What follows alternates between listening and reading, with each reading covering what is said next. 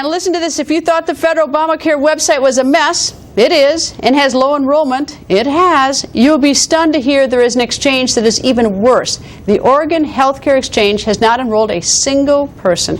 AP reporter Jonathan Cooper is here with more. Jonathan, is that correct? Not a single person? That's correct. What happened? What's going on in Oregon? Well, they set the bar really high. They tried to do, they thought they were going to get one of the nation's biggest and best exchanges, and didn't have enough time to pull it off. So right now the online enrollment system doesn't even, it's not even launched. If you go to their website, it's not there. And that's because they say that it can't accurately determine whether you're eligible for Medicaid, Children's Health Insurance Program, how much tax credit you're eligible for it, especially in complex family situations. So they say they're not going to launch it until it can work properly.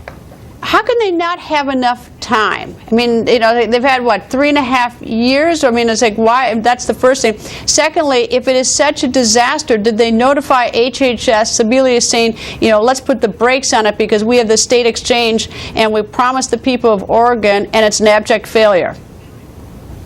Well, there were, the exchange had a risk consultant that issued monthly reports, and you know, that going back at least a year, the consultant was saying, you know, that it's a real danger that October 1st isn't going to happen, and they stuck with it. You know, they said that if it will be worth the extra headaches, I guess, to get this extra functionality. They want to, you know, they think that in the end, it'll be worth the wait. All right, it says, quote, you say they stuck with it. Who's the they, number one? Who's sort of the one who's behind that? And secondly, you know, you are running up against a deadline in terms of insurance, you know, so, you know, I don't know why they didn't listen to their risk consultant. I don't know why they bothered to pay for a risk consultant if they're not even going to pay attention to them. Yeah, they being the leaders of the health insurance exchange. And you can still, the online system doesn't work. So they've told everybody that wants to sign up to fill out these paper applications. They're 19 pages long. They ask a ton of questions about family background and income, and then you have to mail that in, and then a person, human by hand, they've hired 400 extra workers to help out, you know, going through these by hand and trying to do the calculations to find out if what you're qualified for. They mail that back to you.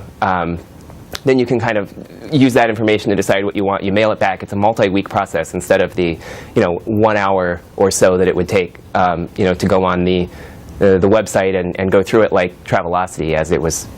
Assuming, of course, I take the last one. Of course, the 1 hour it would take, assuming that it worked, but it doesn't. So so that doesn't even work 1 hour. But anyway, Jonathan, thank you and good luck in Oregon. I hope you can get it working. Having zero is pretty bad. Thank you, Jonathan. Thank you.